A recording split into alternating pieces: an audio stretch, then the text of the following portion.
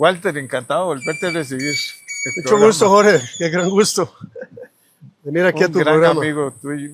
Sí. Y para que hablemos un poco de este libro que acabas de escribir sobre el método de la conveniencia nacional y la frustración de las ideologías. Es un tema complicado. Hablemos de eso, a ver un poco. Hey, Sí. ya las ideologías han cambiado totalmente. Ya. Uno habla de socialdemocracia, de democracia cristiana. Esos son los únicos temas que teníamos nosotros, o los liberales, o los comunistas, o los socialistas, o tal. Ya uno realmente, aún en Europa, ya esas tendencias han perdido fuerza, ¿verdad? Sí. Siempre la socialdemocracia fue muy fuerte. Me acuerdo mucho, bueno, porque Liberación estaba muy ligada a la socialdemocracia europea. Y fue una parte de intervención del Estado y otra que hasta dónde podía intervenir el Estado, ¿verdad? Y cómo arreglaba los problemas sociales. Ahora todo se descompuso, ¿verdad? Ahora sí, puede crecer una economía, pero no crecemos todos igual. Hay una gran diferencias sociales. Esto es preocupante, ¿verdad? Porque hay una gran tensión social, pongámoslo así, ¿verdad? Bueno, Walter, explicarnos un poco qué es el mensaje tuyo en el libro y qué es lo que querés expresar. Este libro que sí fue escrito el año pasado, lo que busca es hacerle al país una propuesta de abordaje disruptiva sobre la manera que hemos venido teniendo para enfrentar los problemas del país. Es una propuesta novedosa. Yo siempre, digamos, tengo como el propósito de hacer cosas diferentes, porque no me gusta perder tiempo en peleas, en frustraciones, en discusiones, en confrontaciones, en señalar que aquellos son los malos y estos son los buenos. Porque a mí me parece, honestamente, que uno puede pasar toda la vida en eso, pero los resultados van a ser muy pobres. Los resultados en una empresa, los resultados en cualquier sitio donde uno se encuentre, y obviamente en el país, van a depender mucho de qué es lo que usted propone, ¿verdad? De cómo lo quiere realizar, de cuáles son los resultados que usted quiere alcanzar. Y entonces este libro, que se llama El método de la conveniencia nacional y la frustración de las ideologías, es un intento de decirle al país, dejemos de pensar como referente para la solución de los problemas las ideologías. Porque antes, por ejemplo, para entrarle a un problema de salud, o para entrarle a un problema de educación, o para entrarle a un problema ambiental, entonces las diferentes opciones políticas te ponían una etiqueta. Exactamente, recurrían a las etiquetas. Si yo soy liberal, entonces esto yo lo abordo de esta manera. Pero como yo soy comunista, entonces el abordaje es de este otro tipo, ¿verdad? Y los socialdemócratas decían, pues nosotros como socialdemócratas vamos a resolver el problema de esta manera. Esas etiquetas ideológicas no solamente se han venido desdibujando a nivel mundial. Yo aquí hago un estudio de 250 ideologías en el mundo, ¿verdad? Y en todas ellas se encuentra como conclusión, después de que uno termina su análisis, de que todas se han venido desdibujando, pero no solamente desdibujando, sino frustrando a la gente. Porque cuando uno ve el discurso, digamos, ideológico y lo confronta con la realidad, uno se encuentra que aquellos que se dijeron comunistas son más capitalistas que aquellos que se definieron anticipadamente capitalistas y en contra, digamos, del comunismo. Entonces usted ve, por ejemplo, sistemas políticos, gobernantes en el mundo que han llegado en nombre de los pueblos, de las clases explotadas, de los trabajadores, y después cuando están en el poder, quiebran las ideologías con las cuales llegaron y se convierten en verdaderos explotadores de aquellos que supuestamente defendieron con su dogma ideológico. Entonces, las ideologías no solamente se han venido desdibujando, sino que han venido frustrando a la gente. Entonces a mí me parece que, Jorge, que ya no necesitamos las ideologías para resolver los problemas del país. Que son muy particulares, ¿verdad? Claro, Aunque lógicamente estamos en una zona, en un proceso de globalización que ahora no sabemos si va a cambiar. sí, pero hay que tener claro, digamos, de que este libro no está diciendo en ningún momento que las ideologías, digamos, desaparecieron, ¿verdad? Porque, por ejemplo, hoy en día uno podría decir que hay un esquema ideológico liberal, ¿verdad? Que gobierna, digamos, las acciones de gran parte del mundo, pero el tema no es que, que no hayan desaparecido, el tema es que están generando frustración en la gente, no están resolviendo los problemas de la gente, no están atacando las necesidades reales de la población, porque lo que estamos viendo es que se llame ideología liberal, neoliberal o cualquier otro tipo que se esté implementando en cualquier otro país, el resultado básicamente está pareciendo igual en términos de desigualdad, por ejemplo, ¿verdad? En términos de sustitución de la sociedad del bienestar por una sociedad de malestar. Hay un gran malestar a nivel mundial, ¿verdad? Entonces, digamos, las condiciones socioeconómicas, sociopolíticas han cambiado y eso exige entonces pensar de manera diferente. Eso exige tratar de estimular las neuronas de la clase dirigente y de los pueblos para que entendamos que para una nueva realidad se requiere una nueva legalidad, pero además se requiere un nuevo concepto de cómo podemos enfrentar los problemas en el mundo. Y esto es lo que propone este libro. Este libro busca, digamos, decir, no resolvamos los problemas desde un punto de vista ideológico, resolvamos los problemas usando un método. ¿Y cuál es el método? El método es el que yo llamo el método de la conveniencia nacional. Método de la conveniencia nacional es un método que yo, digamos, saco de las ciencias sociales y de las ciencias en general, donde para enfrentar un problema se recurre a una serie de pasos y uno va valorando cada uno de esos pasos hasta encontrar la respuesta y luego el resultado y posteriormente la evaluación de ese resultado. Entonces, en este libro se propone los pasos de ese método para enfrentar los problemas. Como por ejemplo, yo hago un ensayo en este libro de cómo se aplica ese método, por ejemplo, en la energía, ¿verdad? El problema de la energía. La energía hoy es una cosa sustancial a cualquier estado, ¿verdad? Es decir, yo creo que nunca ha sido tan importante el tema de la energía en el mundo como hoy en día, ¿verdad? Que tiene que ver con el uso eficiente de los recursos energéticos de un país para lograr la prosperidad, para lograr el desarrollo. Entonces, si uno estudia, digamos, la matriz energética de Costa Rica y uno empieza a pensar en solucionar los problemas que tenemos en ese campo, recurriendo a las ideologías, se pierde. Es mejor utilizar un método y usar ese método para abordar la posibilidad de tener un resultado que sea satisfactorio para el país. Y esto es lo que propone este libro. Es una idea diferente. Sí,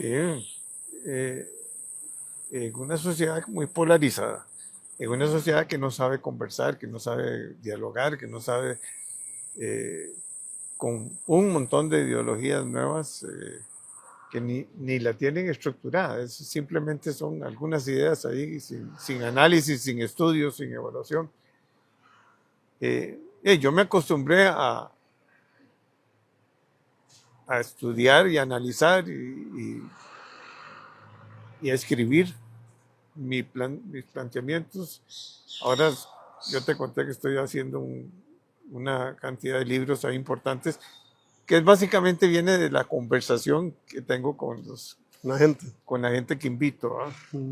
eh, porque realmente hay sabiduría cuando vos entrevistas a alguien que conoce el tema. Vos has estado en política, fuiste secretario del Partido de Liberación. Y Liberación ha tenido una transformación importante, o no sé si la ha tenido importante, por lo menos ahora requiere un nuevo planteamiento si quiere que las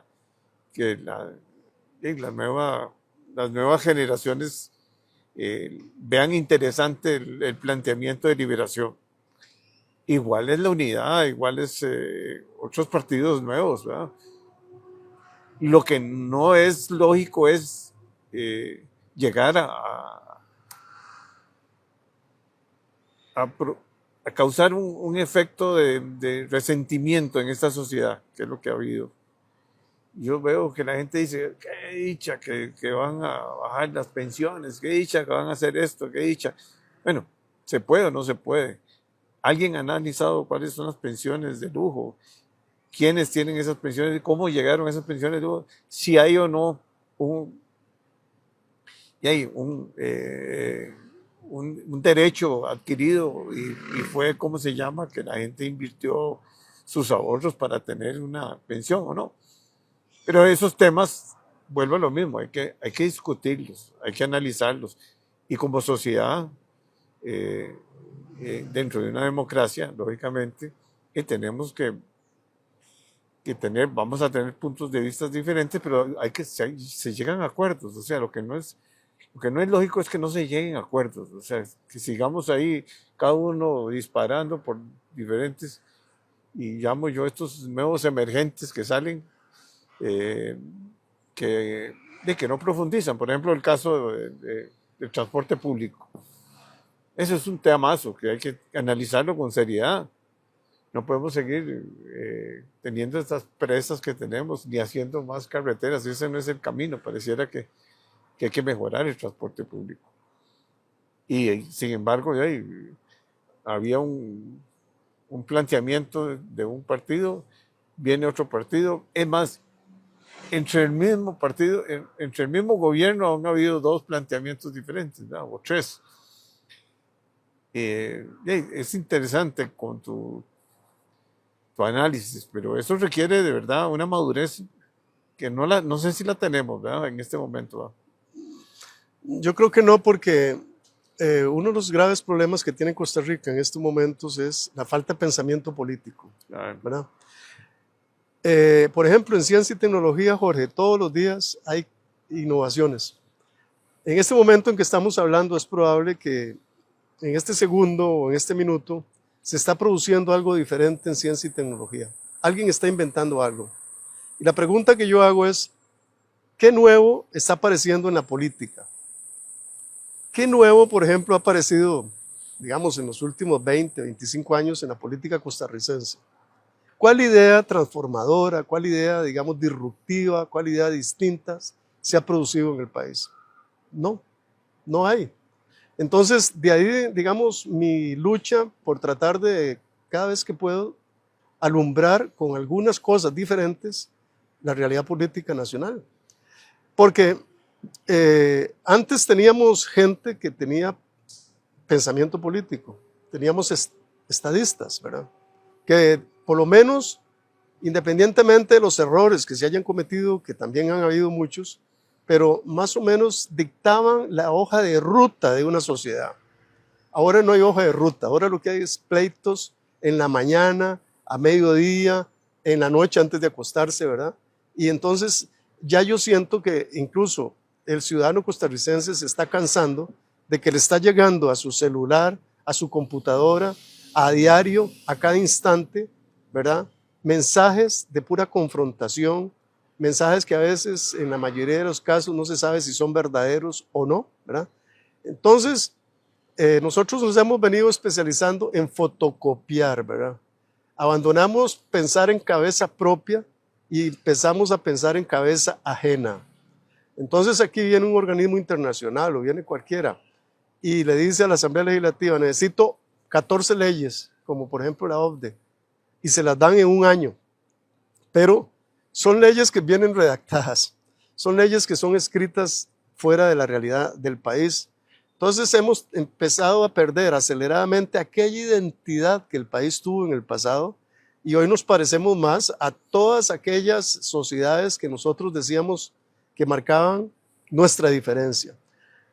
Bueno, eso exige entonces que los dirigentes, ojalá las nuevas generaciones que se metan en política, sean muy críticas, sean disruptivas, pero sean muy propositivas, ¿verdad?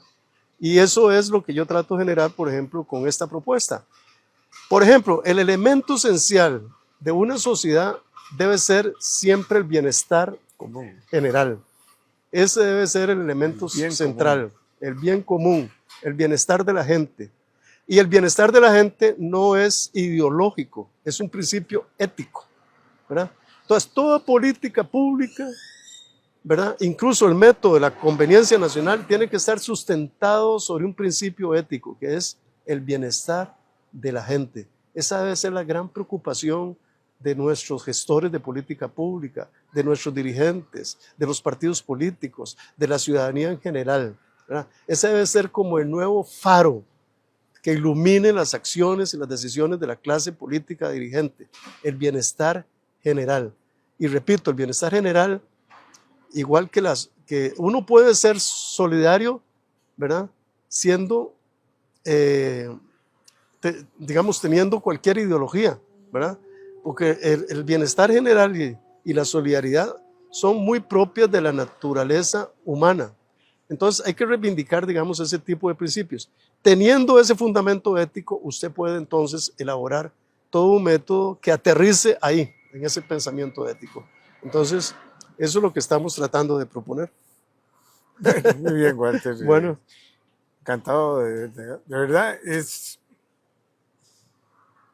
un tema muy central. O sea, debieran de los partidos políticos, todos, y los dirigentes políticos, sentarse a ver el bien común y preocuparse por los grandes problemas que tenemos, ¿verdad? Sí. Que son muchos, ¿verdad? Sí. Y que cada vez aumentan más. Sí. Y la violencia aumenta más y el problema de la educación cada vez es más preocupante. Sí. El problema de salud también. En fin, son tantos problemas que ya requerimos consensos y acuerdos nacionales, y para eso se requiere estas discusiones, ¿verdad? Pero es muy importante, Jorge. Pensando siempre en el bien común. Exactamente, pero también, digamos, teniendo siempre una visión mucho más amplia que la particularidad de los problemas graves que tiene el país, ¿verdad? ¿Qué tipo de país queremos nosotros construir en el futuro? Si nosotros soñamos con una sociedad donde haya prosperidad, donde haya justicia social, donde haya crecimiento económico, entonces, si nosotros soñamos en una sociedad así, una sociedad democrática, llena de libertades y de responsabilidades de la ciudadanía, entonces, de acuerdo con ese pensamiento, nosotros son como las grandes directrices. Claro, ¿no? Entonces, a partir de ahí, entonces, yo puedo decir, para eso yo necesito diseñar este Estado, ¿verdad? Entonces viene la segunda parte, que es el diseño, digamos, de la institucionalidad del país. Pero nosotros hace tiempo lo que estamos haciendo en Costa Rica es puro remiendo, ¿verdad? Puro parche. Entonces aquí hay un problema de educación y va y hacen un parche. Aquí hay un problema en cualquier cosa y hacen un parche. ¿Cómo estamos viendo parches en el sistema vial del país? ¿Verdad? Carreteras huecos, que se hacen, tapando huecos, o incluso pistas, pero que se dejan las salidas mal hechas, ¿verdad? Puro parche. Entonces, lo que nosotros tenemos, vuelvo a insistir, lo que nosotros tenemos que tener es gente que entre en la política, que tenga una visión mucho más amplia que la visión particular de los problemas, es decir, de los árboles que hay en el bosque. Nosotros tenemos que tener una visión muy, muy holística. Y esa visión holística, ese holograma que el país necesita, no lo veo yo ni en los partidos ni en la mayoría de los dirigentes políticos del país. Pero hay que seguir luchando para que en algún momento ellos tengan esa visión y podamos hacer las cosas, digamos, con sentido, ¿verdad? con una hoja de ruta, con una visión de país, con una propuesta integral y no con remiendos parciales, porque este país está en un momento, Jorge, en donde se necesita refundarlo, ¿verdad? Porque como está organizado en estos momentos, yo francamente creo que el país no va a salir. Bueno, Walter, yo creo que coincidimos en muchas cosas. Bueno, Muchas gracias. con mucho gusto, Jorge. Gracias.